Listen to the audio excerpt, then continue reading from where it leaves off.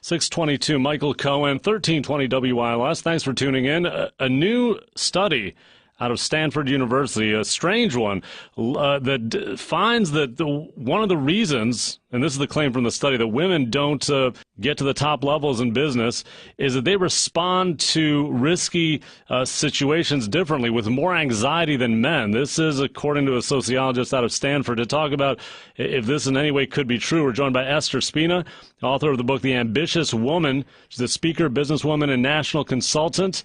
Esther, thank you for joining us this evening. Great, Mike. How are you doing? Thanks for having me. Good. Yeah, I mean, this study really perked my interest and attention. Hey, give me your background a little bit. What is your own business background? What kind of things are you into? Well, my background is actually been in construction business with my husband 15 years, so I've got that business, and I was in outside sales for 12 years, commission only, and I've been in the energy direct selling business for another 8.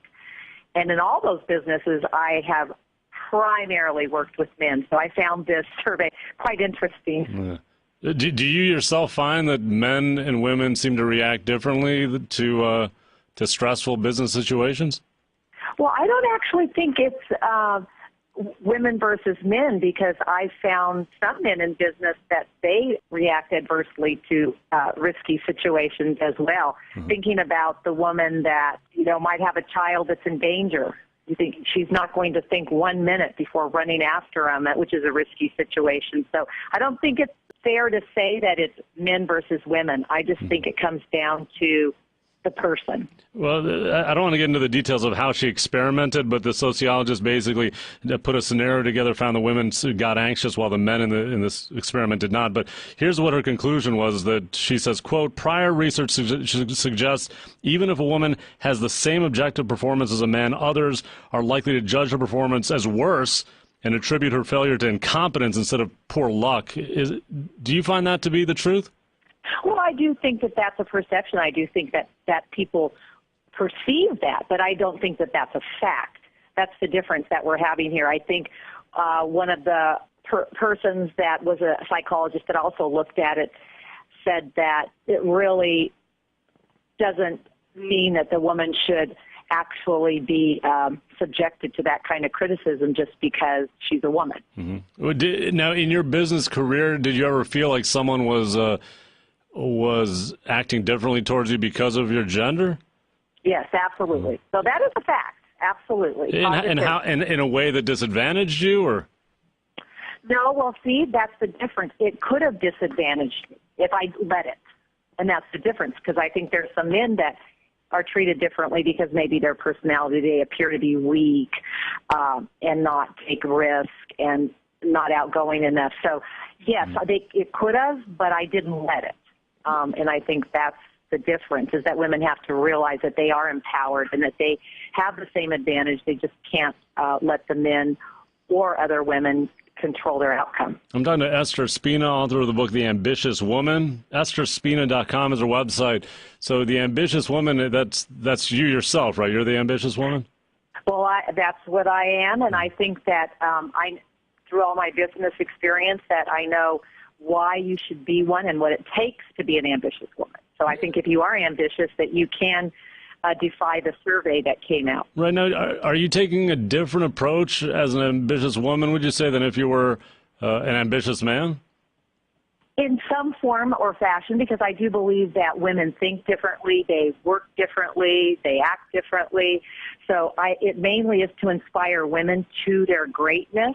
Mm-hmm. Because I have been allowed to go through so many things in my business career and reach women on all different kinds of levels of life. So I just wanted women to know that they are amazing, that they're powerful, and that they can do anything they put their mind to if they're ambitious.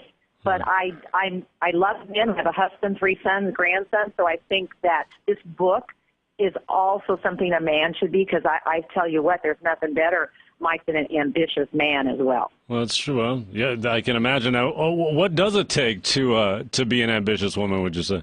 The book outlines about 12 or 13 things that you need in your life. For instance, you've got to live an inspired life, an encouraging life. You need to have a dream life, a determined, empowered, motivated, humble. A lot of things that you probably have already heard about, but I put them in a context of comparing them to women that have achieved greatness. And most of the names and figures in the book you would recognize. Like Hillary Clinton, would you view her as one of these women? I would say that she's not in my book, but I would definitely say she's an ambitious woman. Right. Who would you say are your top female role models that we know of? Well, I would say for sure I love Jackie Kennedy, and I love Barbara Walters and Sheryl Sandberg.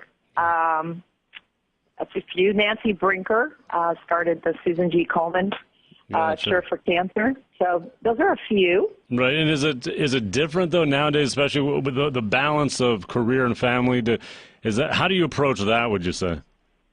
I would just want women to know that in these days, especially, that you can have it all. Yes, it definitely is different than my parents when they grew up, or when I was raised, the Leave It to Beaver family. That's just not a reality anymore. But I think that women can have it all. It's just how they prioritize what they do. They can have a great career. They can have a happy marriage. They can have a great, family. Well, Sheryl Sandberg and Jackie Kennedy, they lived very different lives. Wouldn't you say that? Sure, they did. They lived. Well, I don't know about Sheryl Sandberg so much. Jackie Kennedy, yes. But I have her listed as a persistent life because she did have to persevere. When you think about when her husband was shot and what she had to go through. And we've all seen it on the TV screen, what that reality is like and how she had to carry on. So I think that there's qualities in being ambitious that we all need to strive for, whether we're affluent or not, or we just want to raise at our job. Okay, well, one last thing, because basically the study then claims that this is the reason that we don't see more women CEOs, that kind of thing, because of this anxiety issue that the sociologists came up with. Why do you think we don't see as many female CEOs out there? Well, I still believe it's because of the perception that men are better equipped.